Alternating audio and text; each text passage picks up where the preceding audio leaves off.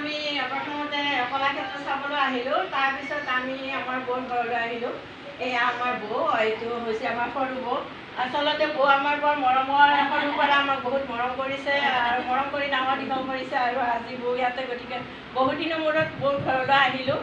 আৰু এসাঁজলৈকে মই আচলতে ছোৱালীৰ ঘৰত আহিছিলোঁ। বৌ মাতাৰ কাৰণে আজি বৌৰ ঘৰত আহিলোঁ।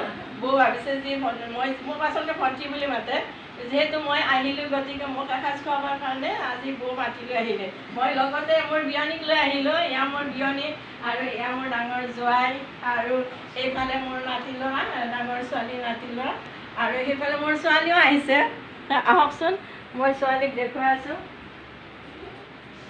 এয়া মোৰ ডাঙৰ ছোৱালীজনী আহিছে আৰু তাইৰ ছোৱালীজনী মোৰ নাতি কণমানি, আৰু এয়া আমাৰ বৌৰ নাতি। ধুনীয়া, আৰু বৰ ধুনীয়া নাচে দেই তাই, কিন্তু খুব ধুনীয়া নাচে।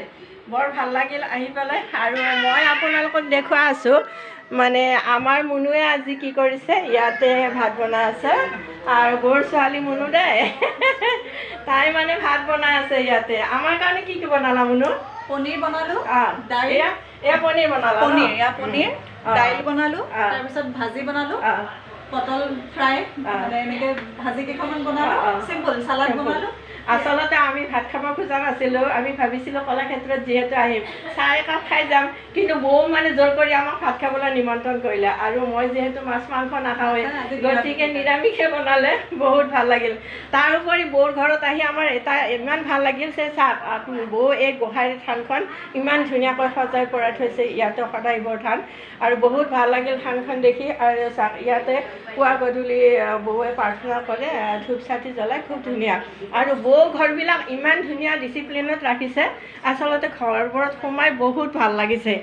এয়া এই মুনু, মেচিনৰ কাম কোনে কৰে? মুনু, তুমি কৰা নেকি? তুমিয়ে কৰা। এয়া মুনুৱে মেচিনৰ কাম কৰে, চিলাই তিলাই কৰে তাই।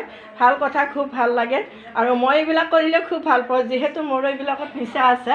গতিকে হয় মুনু, বহুত ভাল লাগে আচলতে এইবিলাক কৰি, নহয়নে? খুব ধুনীয়াকৈ ডিচিপ্লিনত ৰাখিছে ঘৰটো।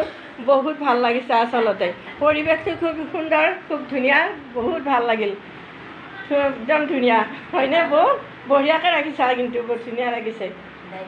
আৰু তাৰোপৰি মই আপোনালোকক দেখুৱাব বিচাৰিছোঁ, মোৰ যিজন সৰু দা আছিল, মৃত্যু হৈ গ'ল। এই দাদাৰ ফটো এইখন।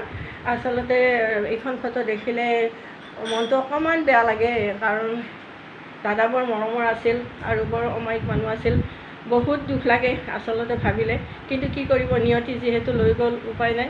গতিকে আজি আপোনালোকক এইখিনিৰ পৰা, আৰু এয়া বৌৰ মাক হয়, তেওঁ অলপতে ঢুকাই গ'ল।